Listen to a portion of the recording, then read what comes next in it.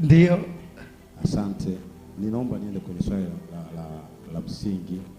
Nakumbuka ulipofundisha somo moja very powerful. Hauwezi kumpinga shetani unayekubaliana naye. Lakini kwenye maswali ya hapa umekuwa ukigusia sana kuhusu mawakala.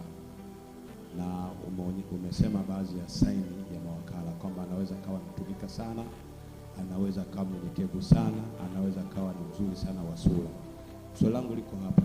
Je, huyo wakala anapokuwa anafanya hizo kazi anakuwa anajitambua au anakuwa amevaliwa? Na kama kuna uwezekano labda ungetuambia aina za yako mawili. Sasa anaweza kawa anajua, anaweza kawa hajui. Yule ambaye anajua huwezi ukamtoa yani hatoki, kwa sababu akitoka ameshaharibu. Yule ambaye hajui huwa anarudi haraka. Yani amefanya kama Petro tu, amefanya kitu, ameongea maneno, lakini yale maneno aliyasukuma ni nani? Ni shetani. Sio kwamba kote kura alikuwa na shetani.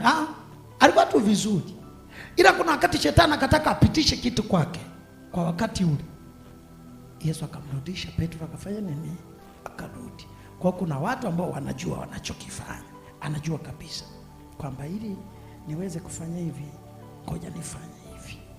Unaona, unakuta we ni mchungaji, si ndio? Alishuhudia hapa Mapunga, anasema alipata mshirika mmoja kule Kazumuru. Yule mshirika alikuwa furu muombaji, anaomba kweli. Siku moja ikabidi na yeye akaendelea kuomba, akaomba. Baadaye pepo likalipuka kwa yule mshirika. Yule mshirika pepo lilipolipuka tu hakurudi tena. Akasema hata alipomfuatilia hakumpata. Shida manake yule alikuwa ni wakala, alienda kupima nguvu ya pale ili akae. Unaona, ndio maana yasema wakala uwezo ukamtambua kwa chochote. Niwahi pita kwenye kanisa moja miaka ya huko nyuma nimkuta binti mmoja. Yule binti alikuwa anaimba nyinyi, na wishi Mungu anipe mtu kama yule, ila siwe wakala. Sasa yule binti alikuwa anaimba, tena walikuwa wanapiga ngoma. Siku nimeenda, ameanzisha pambio, sauti imenyoka, anaimba yule binti. Unajua sisi wachungaji, mtu anayetumika yani bila kuangalia anatumikia yuko upande gani. Yule binti alikuwa anaimba siku.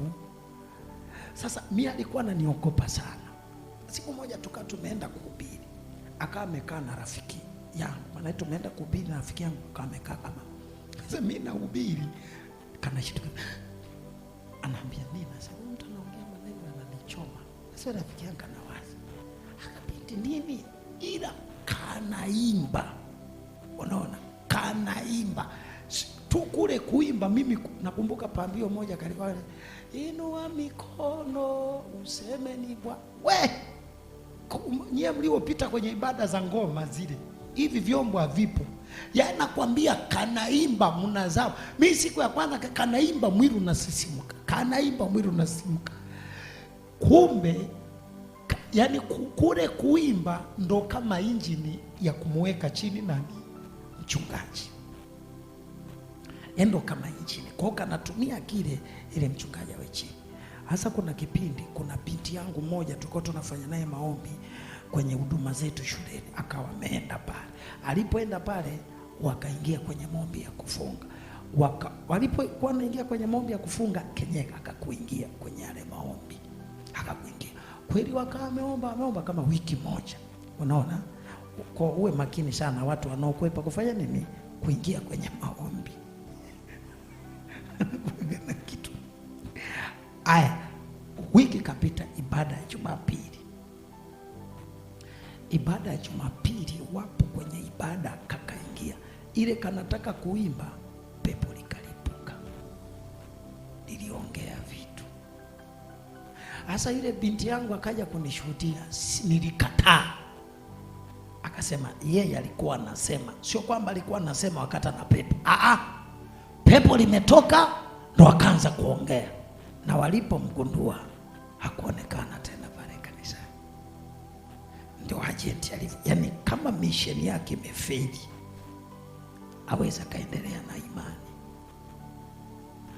Wale wengine wale wanatuma, wanatekwa na nguvu za Mungu, achana na wale. Lakini yule anayejua kabisa kwamba nimekuja hapa nina moja nina mbili. Wengine shetani anawadakia tu hapa. Anaweza kafika shetani akaangalia hiki kichwa hiki, nyoka ni mwerevu sio?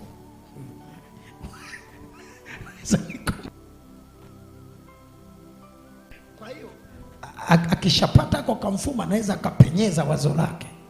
Wazo lake likipita, unashangaa tu mtu anasimamia msimamo ambao hata wewe mwenyewe unamshangaa. Msimamo na kaburi ameutoa wapi? Mpaka unashangaa unaanza, sio kawaida, sio kawaida. Maana yake ni wale ndo baadaye watu kama hawa wakipataga ufahamu ndo wanaanza kujuta. Unaona, anaanza kujutia, anaomba msamaha. Lakini yule anayejua kanisani arudi, kazi yake imefeli, atakuja kufanya nini? Huyo ndo anaitwa maagenti, wanaojua. Yameisha maswali. Asante. Tukutane kwenye kozi ya uchungaji bwana. Tukutane kwenye kozi ya uchungaji. Wangapi mmenielewa? Usinipigie makofi sasa.